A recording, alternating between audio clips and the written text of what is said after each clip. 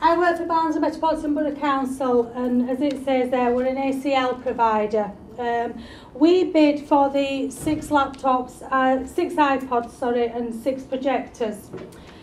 One of the main reasons was that it was closely linked with our totally online Barnsley initiative, which is fairly ambitious, well, very ambitious, of getting everyone in Barnsley online by the time of the Summer Olympics.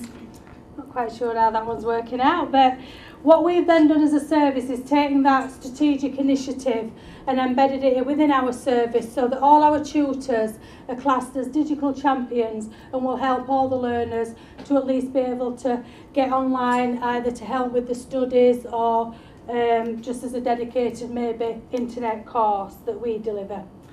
The course that we've been delivering using the iPods with is predominantly been a computer basics course, so that's entry level 3, and predominantly the learners were aged 50 plus. Initially we thought about our learners and we'd been speaking with our learners, and obviously they'd heard of things like iPhones, iPods, and probably the sons, grandsons, granddaughters had got this equipment, but you know what kids are like, oh, you just do this, and they'd never really touched anything like that before. So that was one of the reasons why we thought we'd bid for that, so that we could give our learners a chance of using that kind of technology, and to be able to experience obviously the advantages that we think as an organisation and tutors that technology's got. So as I've explained, the iPods have been incorporated into our entry-level classes. We are trialling it to use it with our assessment on our entry-level courses. So hopefully OCR will agree with our interpretation of the learning outcomes, and that'll be a bit of a trial in over the summer holidays when we submit all our accreditation through to them. We're also looking at using dedicated iPod classes as well, so anybody that wants to come along, see what apps are all about, have a bit of a dabble, we're also looking to do that as well. We've learned some, we've got a little bit of limited evaluation at the moment. We've only had the equipment for 4 weeks. I think there's been a bit of a delay with things over the last few weeks getting the equipment out. So we've only actually had it for 4 weeks. We have used it with one of our entry-level classes, and they've really enjoyed looking at it. One of the things that we've found as well is that we need to be careful where we do, because we were thinking, oh yeah, iPods, it'd be brilliant, we could just get on and go. But we've got restricted venues. Because we work for Barnsley MBC, we're under BMBC's policies for accessing Wi-Fi and things like that. So we've not been able to get straight on to, even though we've got Wi-Fi in our building, because iPods don't have a Windows username, password, we've not been able to use them onto our Wi-Fi. So we will be looking at venues where we've got freedom of Wi-Fi. So that's one thing that we came across that was a bit of a problem. We found that the learners have been very enthused by using the new equipment within their sessions, something different. It's moved them away from the PC screens, it's got them working together in little groups, and they've really enjoyed the different technologies. They've also been quite surprised at all the apps that are out there and what's available. The other thing that's been a bit of a problem that we've had to think about is because we've not got in some venues access to the internet, we've had to be really careful and do a lot of research first around which apps that we've used. Obviously we can't do weather sites, can't do news sites because we've no live internet. So we've had to do a lot of research around which apps we've had to download so that learner's been able to use them. So that's something that we've come across that we had to think about. And then obviously that led into discussions with our learners about online and offline and trying to get them to understand the limitations that had got. Lessons that we've learned then, it was also to think about the learner's ability but also their mobility. We found that when they were widening the screens, we probably all do it quite straightforward and easily, and we're finding that learners were finding that quite difficult, so they were clicking on links rather than making the screen bigger. So that was something to think about, especially for people that had got dexterity problems, so that was a bit of an issue. With each of the iPods we've got a screen, which was really useful, especially for some of the older learners whose eyesight hasn't been as good. So rather than looking at the information on the little iPod, they've been looking at it on a screen. So we've got a projector that projects it a little bit bigger. So some of those learners have found that really useful, because it's made it bigger and a lot clearer for them to be able to see. Tutors have become quite embraced with it because easy to transport around. Basically, when Kevin brought it, he brought it in an A4 paper box, 6 iPods, 6 projectors, and away we went. So that's been quite useful. That's been a good selling point, because we are community based. We're all over the borough, so anything that's easy to transport obviously sort of like sells it a little bit to the tutors.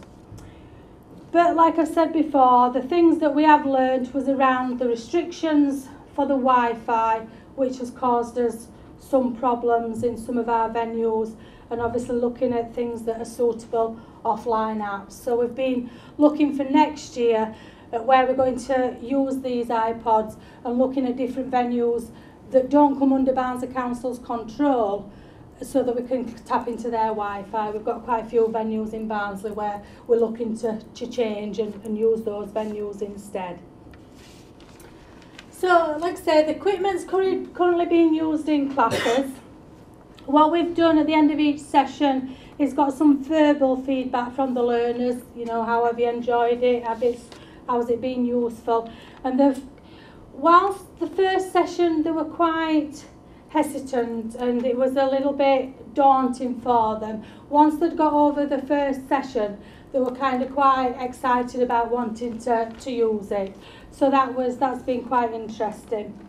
And what we're looking at to be able to get some more feedback is obviously the course will finish in July, and we're looking then to be able to do, obviously the summative assessment will decide on whether we're using the apps in the way that we need to do for the assessment of the course. But then also we're going to look at doing an online focus group using our UEngage system that the council uses to grab some online feedback from those learners. So limited use at the moment with it, but it has been very well received at the moment. The learners have liked the fact that it's different, it's not IT looking at a screen, and we think that what we can do is sell it to some of our more resistant tutors in some of our other areas of learning, so like cake decorating, arts and crafts, that kind of thing. Thank you for your time.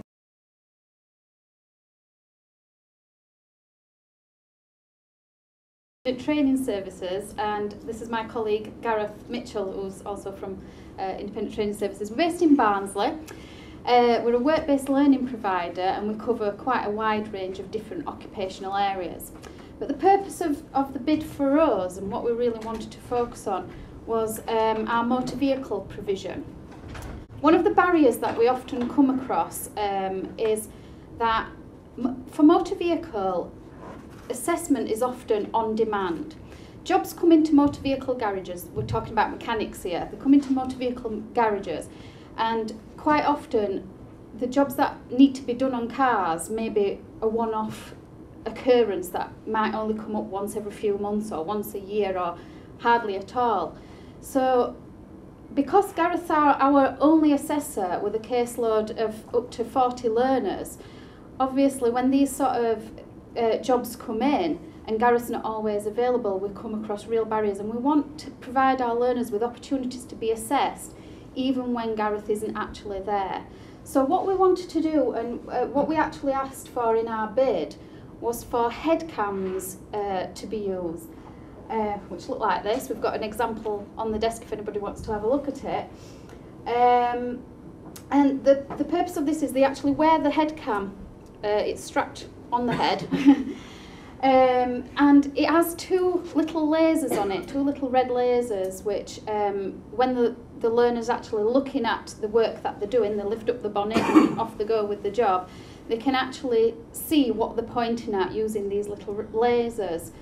That then picks up the assessment that they're doing, because what they then do is talk their way through that, and Gareth can then assess the work that's been produced. So Gareth's now going to explain to you what the results have been from that project.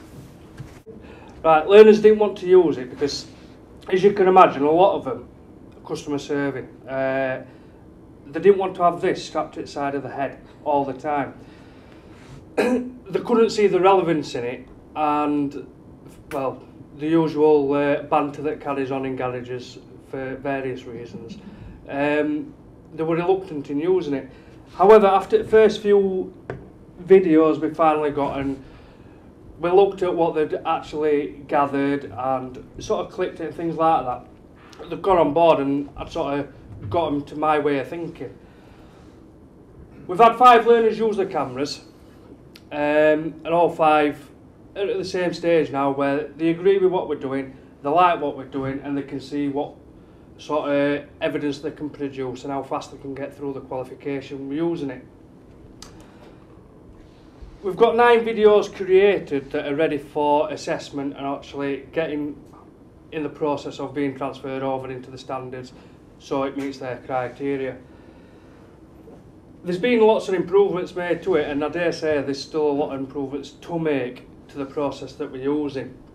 And as I said, footage has been referenced to standards, which is, it's difficult at times, but when you're using something completely new, it can throw you. So as I said, they've got they can see the benefits following initial apprehensions. The equipment itself, if you can imagine walking around trying to work with something like that strapped to your head, it can be quite cumbersome. Climbing inside, in and out of cars, under lorries, all that sort of thing can be cumbersome. So it's all right for some people, depending on where they're working. Ideal world, everyone's underneath a bonnet working on top of an engine. Excellent piece of kit. For the young lad that's crawling underneath a digger, it's not so good. It gets banged about a bit, as we've seen in some of the videos that I've done. The battery life on that particular model, it's okay. However, for a real life job such as an head gasket, a timing chain, that could take all day or even a full week depending on the size of the engine, it'd be no good at all. It's stopping and starting the video, which it doesn't give me as the assessor the real evidence that I'm wanting, because once it's stopped you can swap it over quite easily to someone else and let them do the job, because you can't see the face while they're working.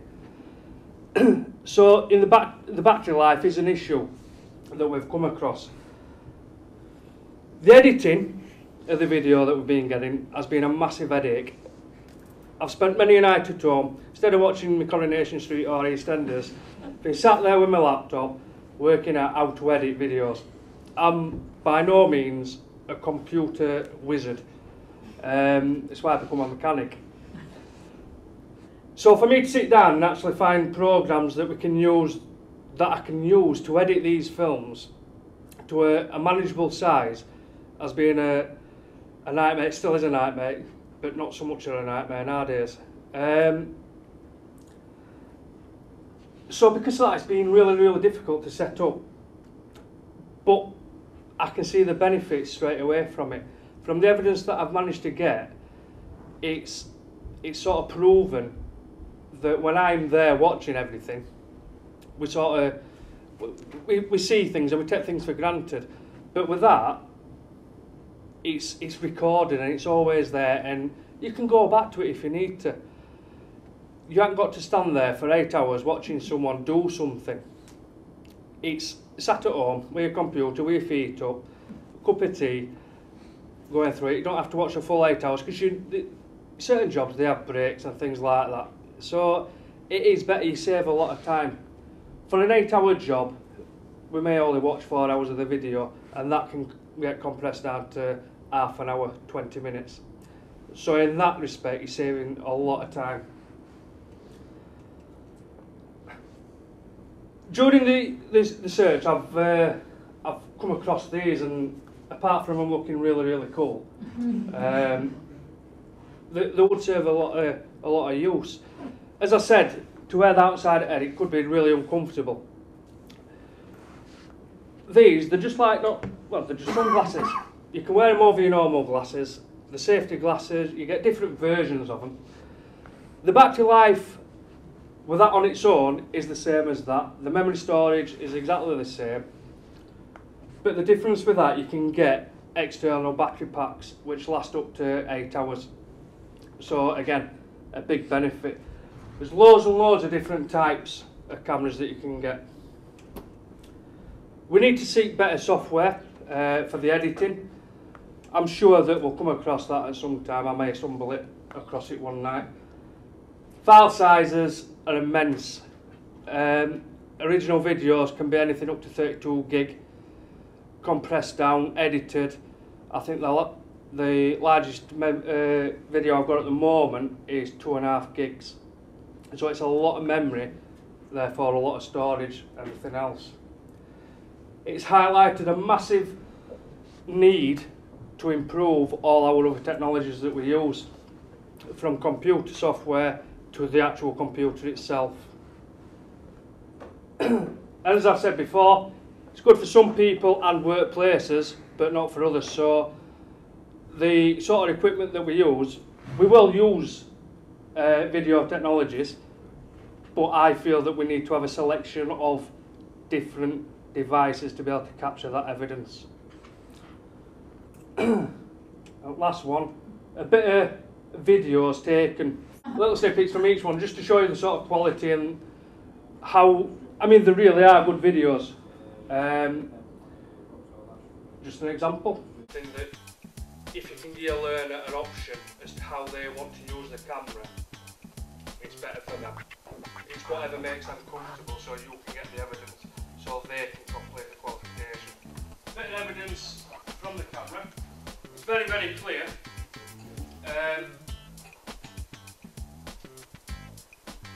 You can tell when a learner's got it at the side of the head, mainly because you can see their eyebrows and the hair. The job that this lad's doing now is a cylinder head on an Audi with a timing chain. That sort of job would take a day and a half for a learner to carry out. I could not afford to spend a day and a half in a garage observing this lad carry out the job. So this is where this has come into fruition. Resting it's just different videos and things like that. Again, another lad using it. He's actually resting it on his toolbox because he speaks to a lot of taxi drivers. And you can imagine the banter that come from that with him walking around with a camera outside of his head. So he felt more comfortable putting it on his toolbox, which is fine. And that's it. Thank you. Hi, my name's Matt Ball from Union Learn. I'm going to try and condense this in 10 minutes, and this morning's attempts were like 25 minutes, so I'm going to have to be really quick and speedy. Just a brief bit of background about Union Learn. For those who don't know what Union Learn is, we are part of the TUC. Union Learn is a learning skills arm around supporting unions and workplaces. Because of the coalition government, our remit has now expanded, so we're not just working with unions, we're working with non-unionised workplaces, education centres, employers, and in the wider community as well. So that's just a brief bit of background about what Union Learn does. Just to give you an overall aspect of what we're doing in terms of the project. The project we put an application for is to the use of iPads, and what we aim to do with them, the objective was to look at how we could use them in socially excluded and digitally excluded areas within the individuals, the workplaces, and in the wider communities. Promote the modern technology to hard to reach learners, so them learners who haven't got the experience, or learners who haven't really got the interaction of modern technology, or them learners what don't feel confident in coming forward about any kind of learning initiatives. And again, it's another alternative way of demonstrating additional forms of learning, making them as informal as we can. Again, part of the project, I mean, I'm going to just go over two types of projects what we've used the iPads for. One of them is an interactive session at Castleford Community Learning Centre. Those who don't know Castleford area, it's an old mining town. A lot of people are digitally excluded and not introduced to this form of technology. So it was a good chance for us to break down some stigmas, some barriers, and to demonstrate, you know, another way of learning informally and making it fun. So the end objective, so what we did, we put an article in the Castleford and Ponty newspaper and looked at the response about these iPad sessions, what we were running. And quick demand, there was 3 sessions advertising, 3 sessions booked up. So I wasn't entirely sure what individuals are turning up, and so I was a bit unclear of, you know, how to sort of address that. And I know one of my colleagues in the room already, so he knows this story, but we got sent around an email with a video clip to it, and it was a grandfather and a daughter had bought the grandfather a present, and obviously it was an iPad present, but he thought, you know, he's working in the kitchen, he's doing some culinary skills, and he's took the iPad off her, opened it, and he's chopping onions on iPad, he's using, you know, he's chopping carrots. You can imagine granddaughter's face when she's seen him doing that, and then he just picks it up and looks and just puts it in dishwasher. So I got sent that prior to doing this event. And then when I turned up at Castleford, the individuals within, there was 10 on the first session, and every single, well, there was 55, 60 plus in age. So you can imagine my you know, reaction when I'm faced with 10 individuals, all at the older range, and I'm introducing an iPad, modern technology, and some of them individuals have never faced any kind of modern technology, they've never been sat in front of a computer, so my heart just dropped and I thought, oh God. So that was, I had to do this for an hour, but in that session, the amount of barriers what had broken down, the amount of interaction what we had, and it became about that, you know, there were easy to use, some of the function, the applications was, the touch system, it suited a lot of the individuals, and you know, it immediately brought down them stigmas. And because if I'd have sat them in front of a computer, I'd have had no chance, absolutely no chance. So it provided, you know, and it brought down a lot of barriers. But there was 2 people within the group. One of them was an 88-year-old lady, never ever looked at an iPad, didn't even know what an iPad stands for, the functions around it. But after an hour, she was using it as a camera, she was using the video functions on it, and she was even using the function of Google Earth. For those who know what Google Earth is, it's an application where you can zoom in on areas, and she was looking where her house was, and she was pointing out where the neighbours lived, and to see that interaction from somebody coming into the room and not knowing anything about them, but to see the reaction of her face, and actually we've got some video footage of her using it as well. And there was another gentleman called John, and again, he'd never used any form of technology, but to see him interacting and buying off eBay, we set him an eBay account up, so for him to look at his memorabilia from rugby, it was fascinating. And like I say, the functions where you can zoom and you can view the size of the text and everything like that.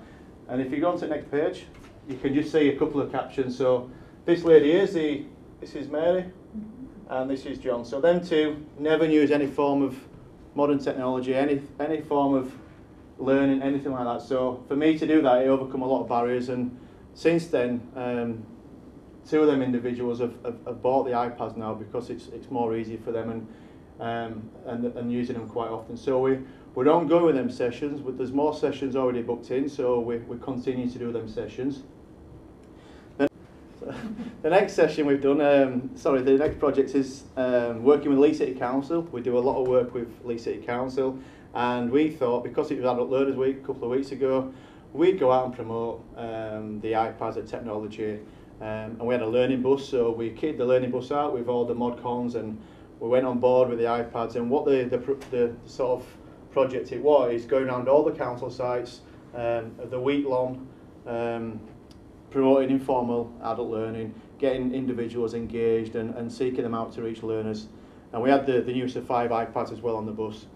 And you can imagine some at council sites, the refuge sites, there's a lot of male dominated sites, and them who were barrier to the other stigmas that I've been in this job for 30 years, why do I need to use a little plastic metal iPad, whatever they called it, to learn new skills. So, you know, once you brought down them barriers and, you know, let them play on piano, the guitar functions, and then you got into what they wanted to do, and we used some of the functions, the math board, the literacy stuff, and it sort of engaged them more that way. So we use the iPads as an informal, fun way just to break down them barriers, because, you know, some of the sites, again, like I say, they've been working there for 20, 30 years.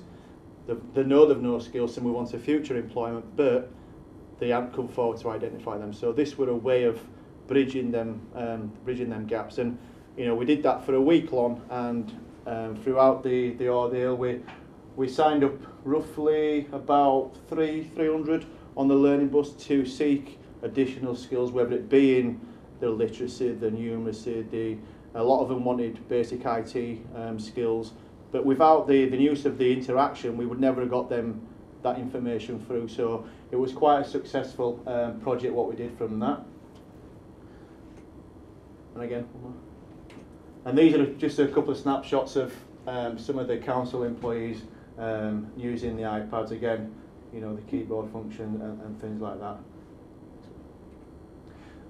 I've also put a few learner quotes on there, you know, for these individuals, why, not just for these iPads, but not the use of modern technology, but what the impact has been on for them. Why have they, what impact is it been on for them in terms of learning something new, and why is it important in terms of education, informal learning, and addressing new skills.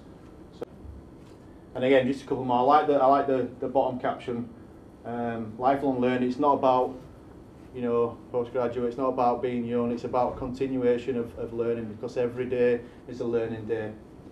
Next one.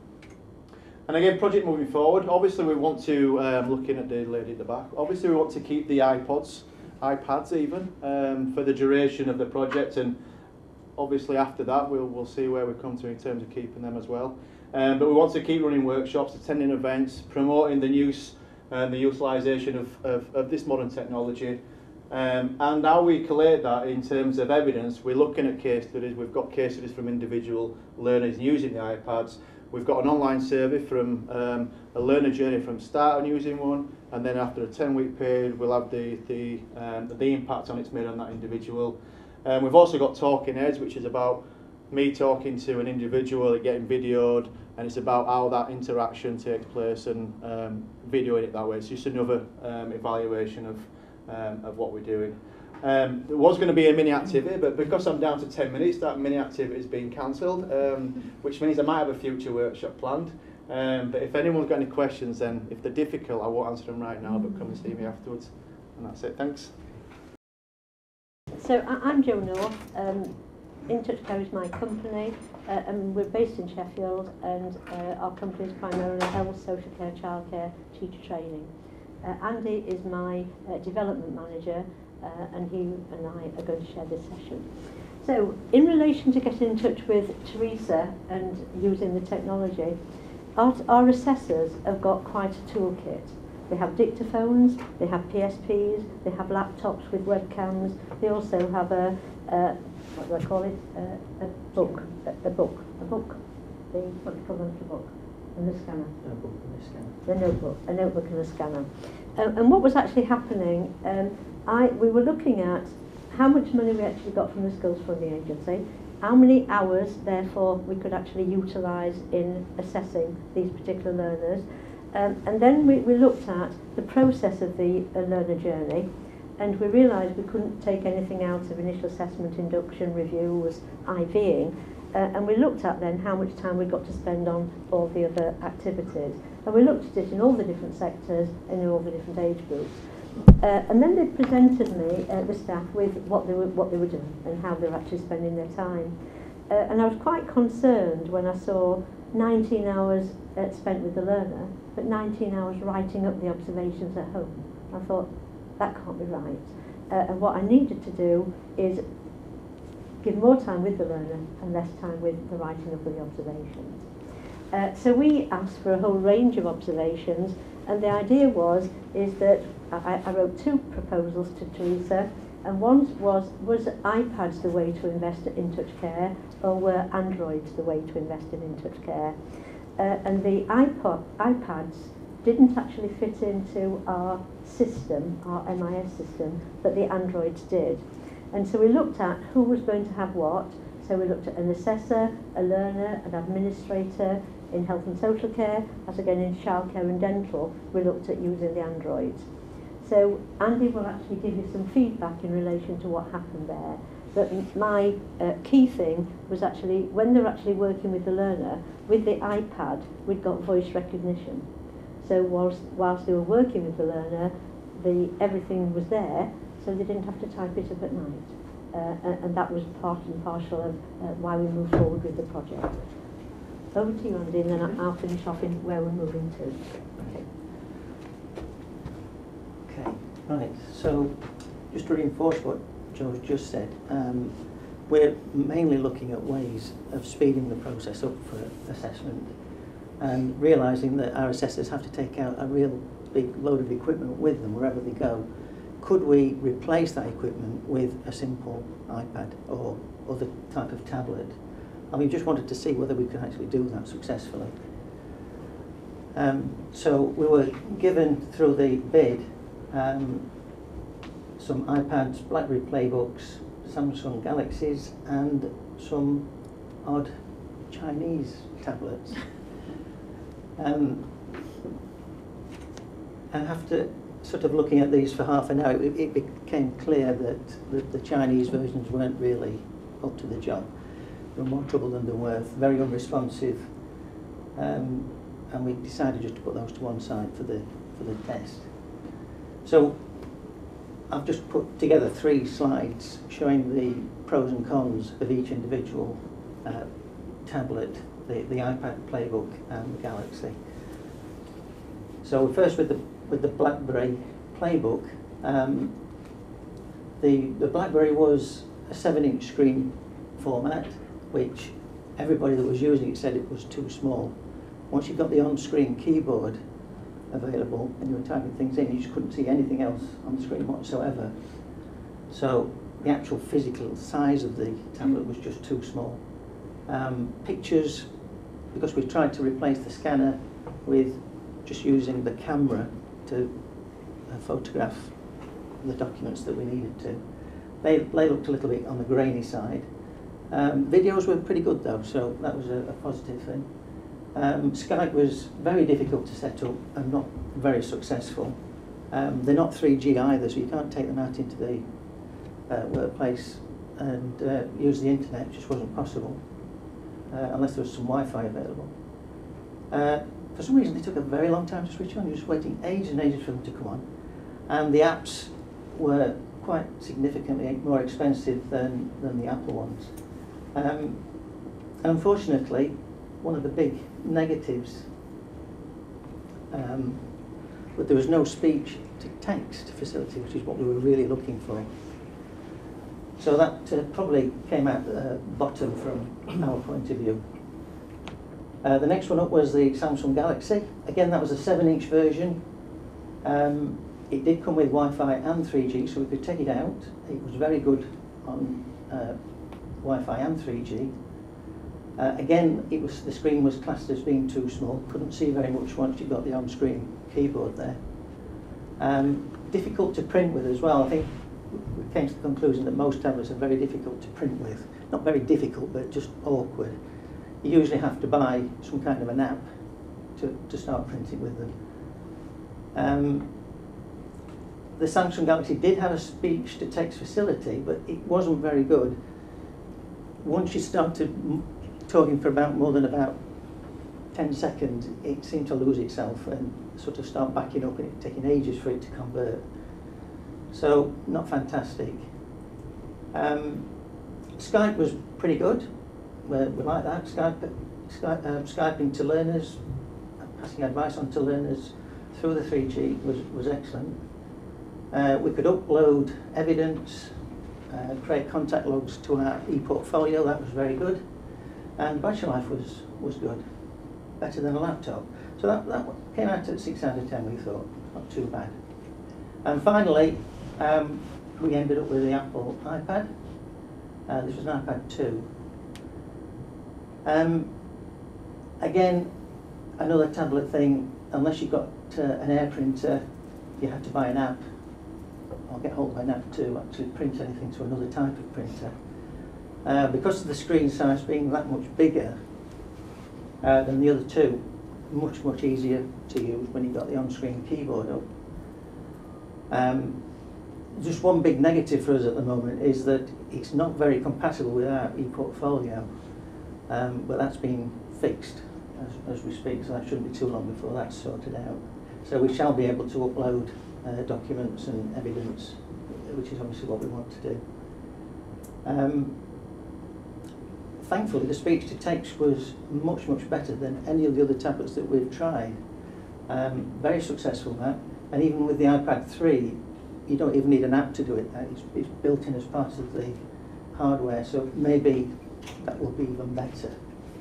Battery life was fantastic. You can work on it virtually all day. Loads and loads of apps available, and a very usable on-screen keyboard with a split screen facility, so you can use it with your thumbs. So, just to summarise, we feel that we wouldn't right now be able to swap things over with our assessors. They're just not that far enough forward. They can do a lot of the things that the current equipment does, but there's just a couple of things that they're still sort of not quite there yet. But the great thing about them is you don't have to carry a lot of stuff around. The form factor is so much more portable, fantastic battery life, and many applications that are relatively cheap and a lot are actually free. And what absolutely everybody commented on, wow, I can switch it on and you're immediately on the internet. Fantastic, no booting up time or anything like that. So we want more innovative interaction with learners, and we feel for the future the iPad is the way that we would go. Okay, so moving to the future, certainly today in the different workshops and in here, I found other uses for some of the equipment that we've actually got here. But today is an important day, certainly as far as Ofsted is concerned, because as you know, we all get the Inspector's Handbook today. So one of the things that we're going to do with particularly the iPad and some of the other equipment, probably it's not right for the purpose that we wanted it in the first instance, but what we're going to do, and I don't know whether you've been to visit Studio Code downstairs, but we're going to look at all the gradings in relation to grade 1, grade 2 for outstanding teaching and learning, and we're going to put the Studio Code on the iPad, and wherever we are then, we'll be able to observe teaching and look, you know, that was met, that wasn't met, and is that person a grade 1? But we're looking at using all the other equipment in relation to measuring other impact in relation to learner activity, in relation to requirements for Ofsted. So it's going to be, I think, not for what we had it in the first instance, but moving forward. You know, we've got something to be able to use and a resource to use it, and certainly be very effective in the future.